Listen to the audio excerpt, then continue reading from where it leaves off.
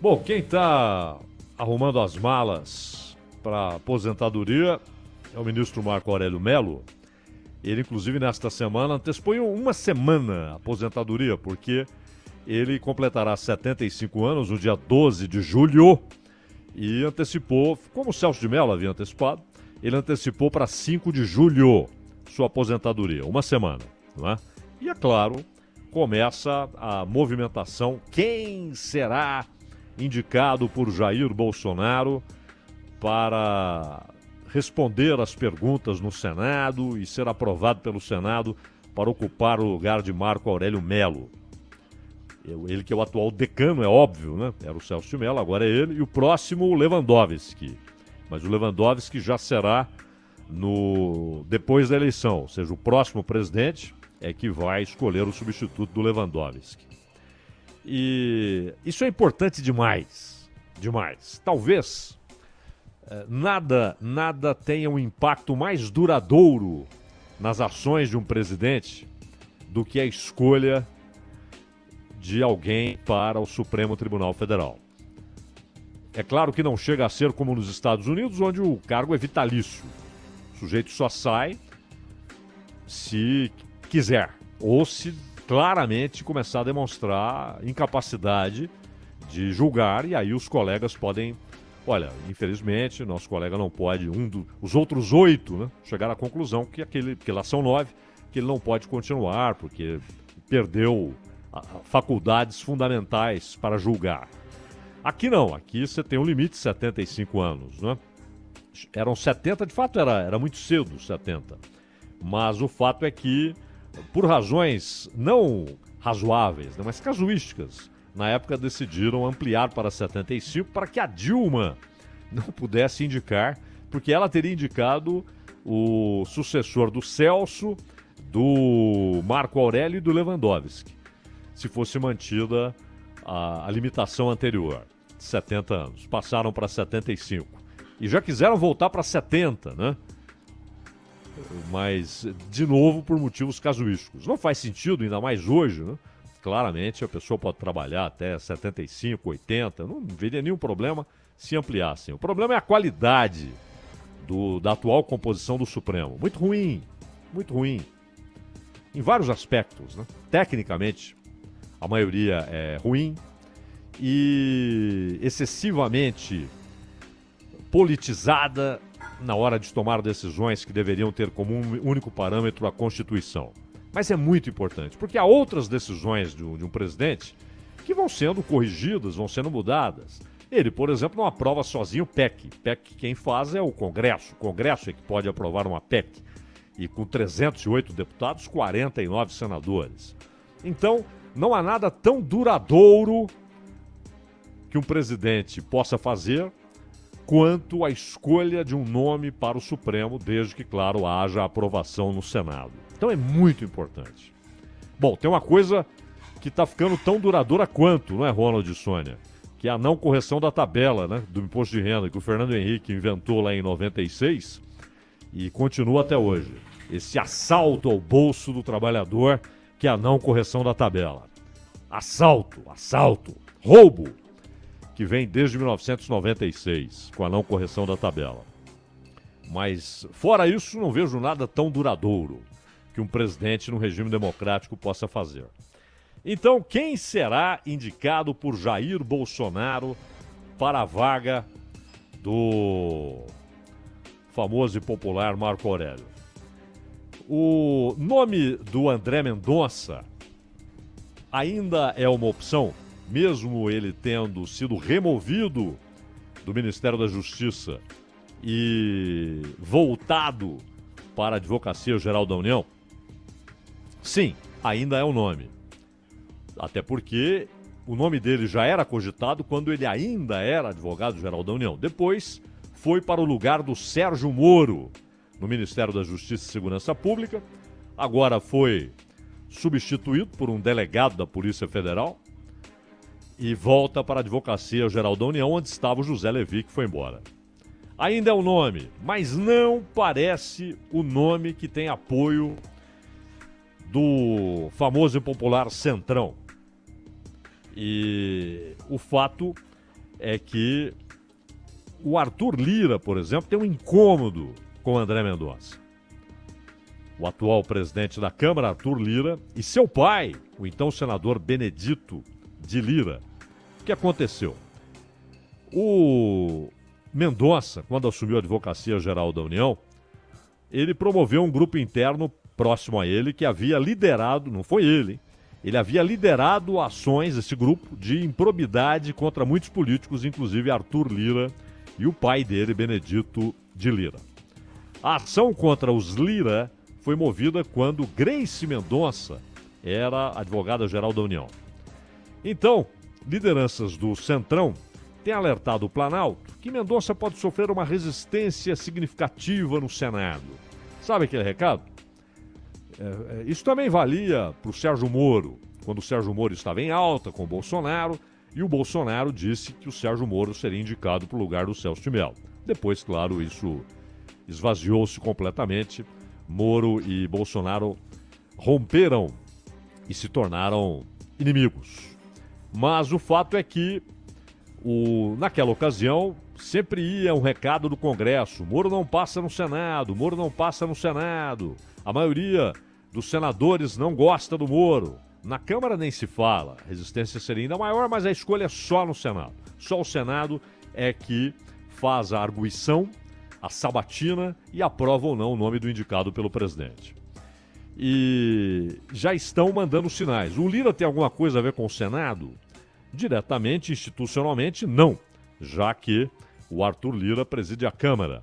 Mas ele sabe o que pensam seus colegas no Senado, particularmente aqueles que fazem parte do chamado Centrão.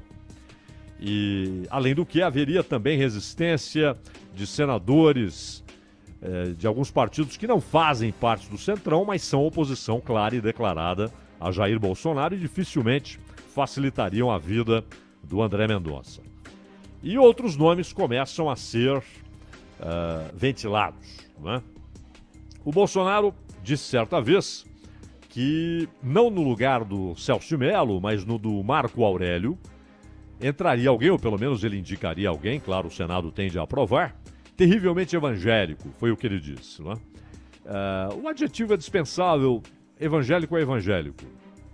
Ou é ou não é, é verdadeiro ou não é, pode ser um falso evangélico, apenas da boca para fora, ou apenas por costume, ou apenas por criação, mas sem o ser de fato. Mas quem é. Não, pode ser radicalmente, mas não terrivelmente, né? E líderes evangélicos, aliás, nesta semana o próprio Malafaia, que preside uma espécie de associação de um grupo de pastores e tal, ele esteve com o Bolsonaro. E há alguns nomes que eles apontam. É o caso de Jackson de Domênico, que é desembargador aposentado e advogado. O José Eduardo Sabo Paes, que é integrante do Ministério Público Federal em Brasília. E o juiz federal William Douglas. São nomes que foram sugeridos ao Bolsonaro.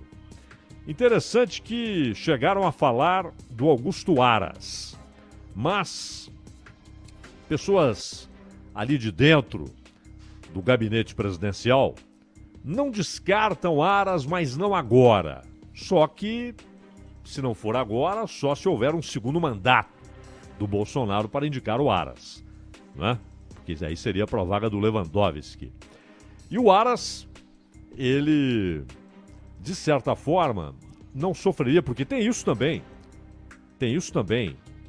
uma certa aprovação prévia silenciosa dentro do Supremo. Estão lembrados daquele encontro na casa do Gilmar Mendes, quando lhe apresentaram o Cássio Nunes Marques? Foi levado lá. Toffoli também estava presente. Interessante que não foi uma reunião com todos os ministros do Supremo, mas um grupo ali mais próximo do Gilmar Mendes. E ali houve uma espécie de aceitação latente, não é? Nada, até porque isso não é institucional. Temos um outro problema, que é o indicado fazer campanha no Senado. Isso é um negócio grotesco. Grotesco. Porque não é uma sessão pública. Digamos, olha, esse sujeito aqui foi indicado pelo presidente da República para uma cadeira no Supremo. Então ele falará ao Senado. Perfeito. Ou ele falará à Comissão de Constituição e Justiça. Ou ele falará a uma comissão especial indicada pelo presidente da Casa. Perfeito. Mas não. O sujeito vai de gabinete em gabinete fazendo campanha. Isso cria uma promiscuidade.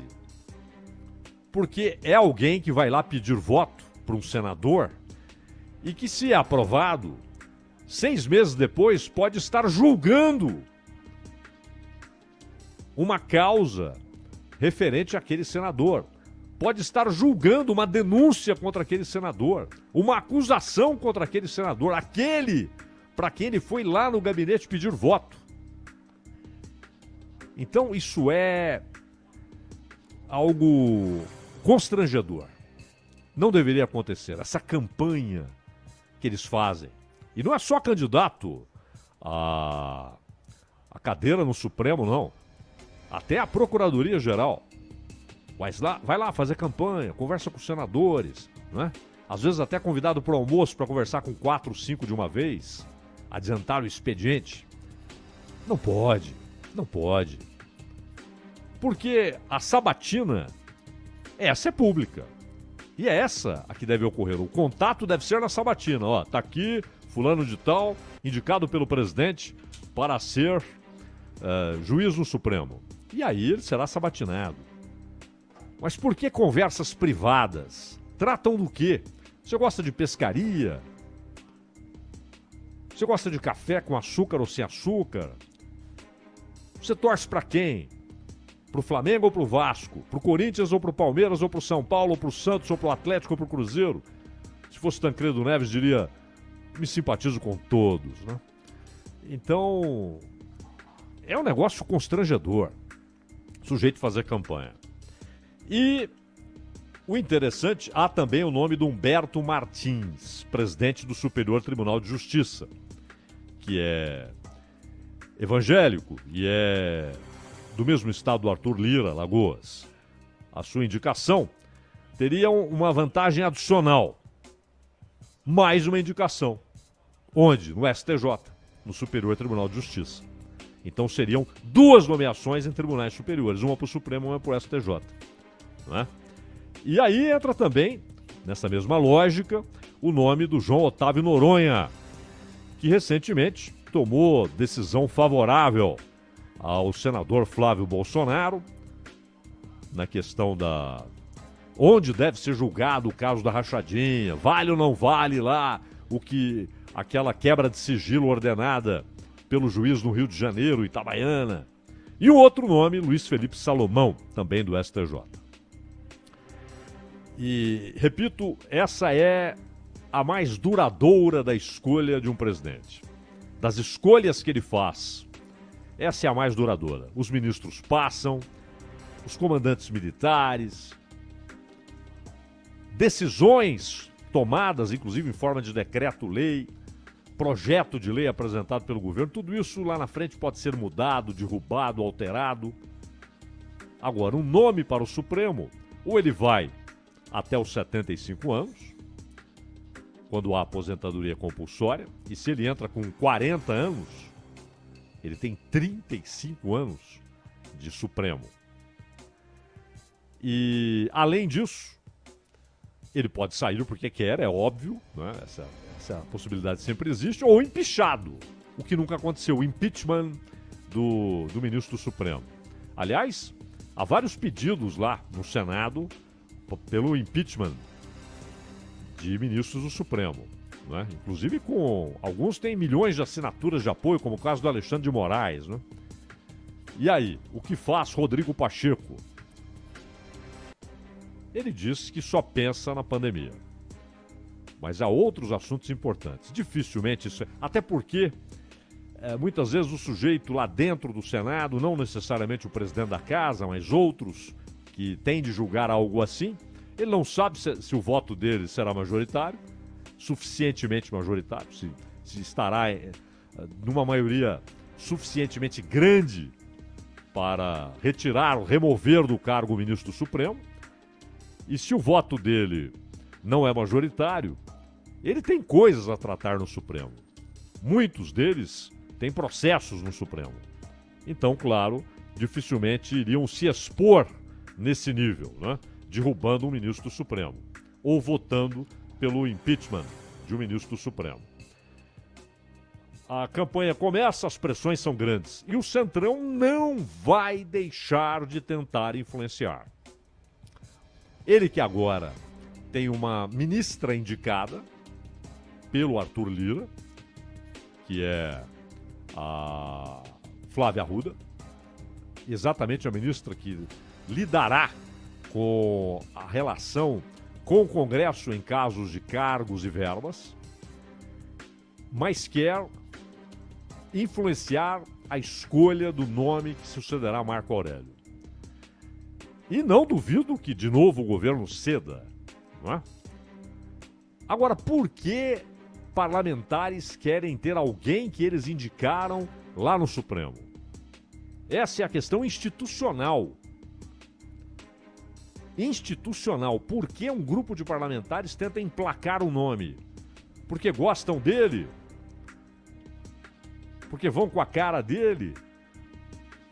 Seria ótimo, ideal, se fosse porque ele tem reputação ilibada e notável saber jurídico.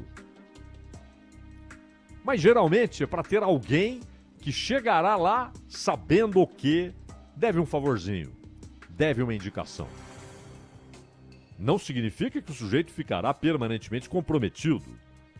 Nós já tivemos casos de ministros que votaram contra o presidente que os indicou. Pode votar contra o deputado que sugeriu o seu nome. Mas é um risco. Melhor ter um provável aliado do que alguém absolutamente indiferente àquele grupo de parlamentares. Isso é lamentável. Isso fere a democracia. Isso fere o Estado de Direito. Isso fere a defesa da Constituição. O processo é ideal? Não. É muito difícil você ter um processo ideal de escolha do ministro Supremo. Aqui houve uma cópia parcial do modelo americano. O presidente indica, Senado aprova. É que lá é vitalício, aqui não. Mas o problema é como as coisas se dão. Nós vimos, por exemplo, alguém indicado à Suprema Corte dos Estados Unidos chegando a um nível de desgaste, de pressão, foi até aprovado depois, teve votos em número suficiente para ser aprovado, mas o candidato chorar tal a dureza da sabatina. O sujeito teve uma crise de nervos ali e foi aprovado no fim. E aqui, muitas vezes, há um ar de convescote, né, de uma festança, algo protocolar. A Constituição exige, vamos lá bater um papo. Mas o que conta são aquelas visitas. Aquelas visitas aos gabinetes. Isso não pode acontecer. Deveria, aliás, já que acontece, porque não precisaríamos nem pensar nisso, né, mas já que acontece, deveria haver um veto legal a essas campanhas. Já que os senadores não tomam a atitude correta, adequada, de falar não, vamos conversar na sabatina. E já que os candidatos não dizem, não tenho nada para conversar com eles, particularmente, responderei às questões pertinentes na sabatina. Já que ninguém faz isso, temos de pensar em uma maneira de deixar o processo integralmente institucional e não na base daquilo que o Sérgio Buarque de Holanda chamava da cordialidade, no sentido do favor ao amigo, ao familiar, ao correligionário. Esse era o sentido da cordialidade na obra do Sérgio Buarque de Holanda. Grande Sérgio Buarque de Holanda. Contribuição essencial para a compreensão do Brasil. Com Gilberto Freire, outro monstro, né? E de linhas de pensamento diferentes, mas honestos, intelectualmente honestos. E garantir a lisura da escolha de alguém que vai para o Supremo é lutar pela democracia, pelo Estado de Direito. Então, num dia, aliás, em que a palavra democracia foi tão citada, né, porque estamos em 31 de março, a data oficial do golpe de 1964, e é sempre bom lembrar, né? Primeiro, nós tivemos um regime, um período militar, de governo militar, que não foi a primeira ditadura na República Brasileira. A primeira foi de Getúlio Vargas. E eu lamento quando as pessoas fazem a distinção, a ditadura boa, a ditadura ruim. É preciso ter um conceito primordial. Se o sujeito diz, eu não admito ditadura, eu não admito nenhuma ditadura. Aliás, a do Vargas, com, digamos, adornos fascistas claros, não é? Certa vez, Sônia, Ronald e eu conversávamos aqui sobre obras literárias, né? E até indicamos aqui Memórias do Cárcere, do genial Graciliano Ramos, um dos maiores escritores do mundo. E que, exatamente, me lembra aqui o Manuel, bisavô do nosso colega Bernardo Ramos. E ali você entende o que era a ditadura Vargas, o que foi o Estado Novo, mas antes do Estado Novo, a prisão dele foi antes da decretação do Estado Novo em 37. E parecia o Processo, a famosa obra. Porque em nenhum momento dizem para ele porque que ele está preso. Não é? E isso aconteceu no regime militar inúmeras vezes. O caso emblemático do Herzog, o Herzog não foi encontrado no meio da mata, escondido, com o rifle na mão, ou com um mero 32, não. Ele foi lá. Vocês querem falar comigo? Ele foi lá se apresentar e não voltou. Quando o AI-5 foi decretado pelo Costa e Silva, ele foi advertido, avisado. Presidente, o problema não é nem o senhor, mas o estado de exceção, ele abre tais comportas que o problema será o guarda da esquina. Quando ele ele acredita ter uma espécie de autorização do Estado para fazer o que bem entende, porque ele é o Estado. E um Estado sem amarras, sem limites jurídicos, todos os seus agentes, de repente, se sentem confortáveis para trucidar a lei e as pessoas. Foi um regime militar muito diferente de outros que tivemos na América do Sul, né? O Chile, uma ditadura personificada no Pinochet.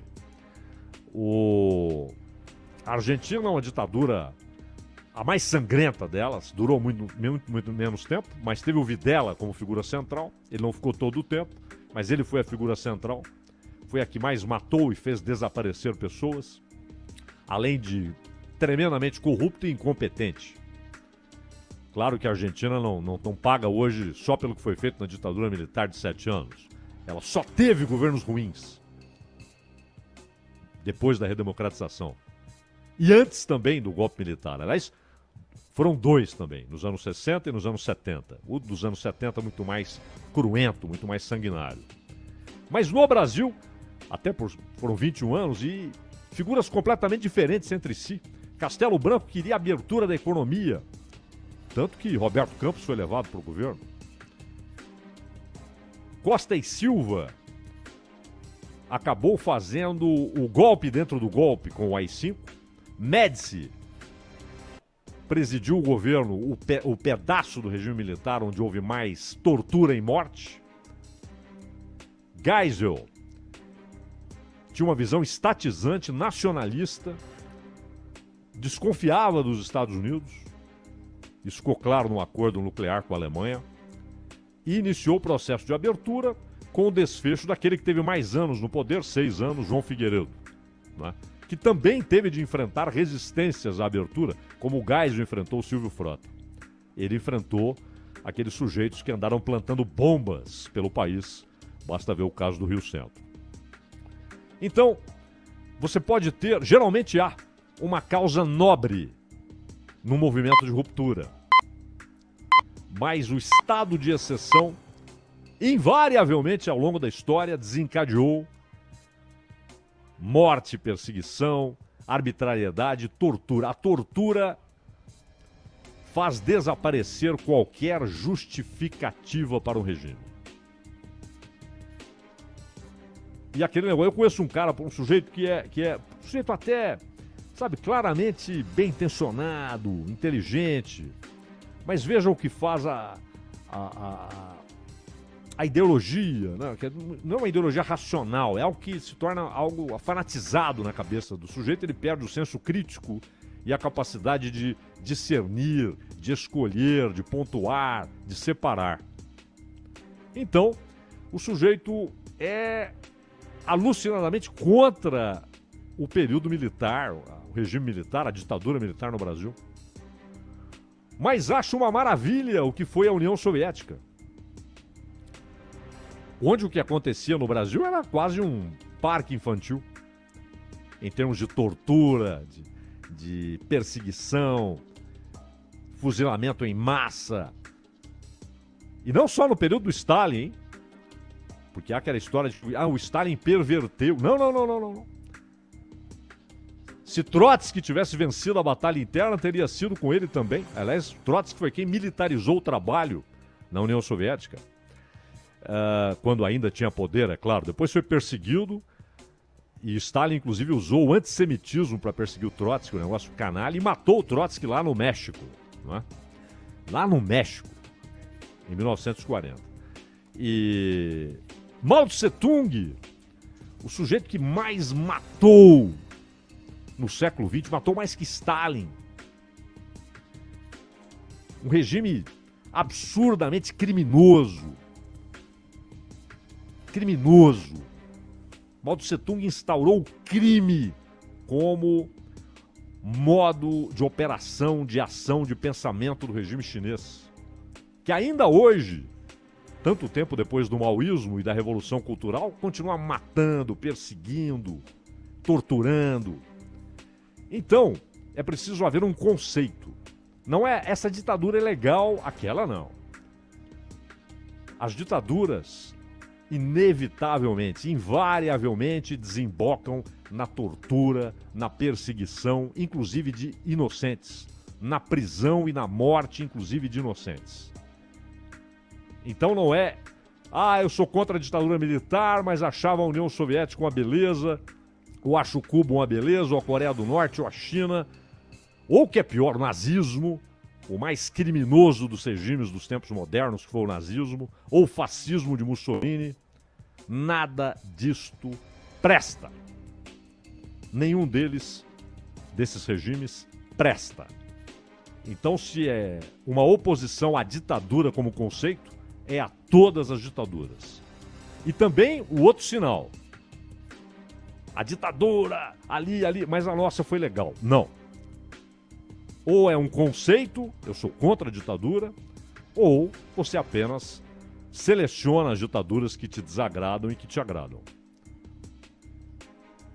Se é uma questão de princípio, não há, a rigor, ditadura que preste. Ronald.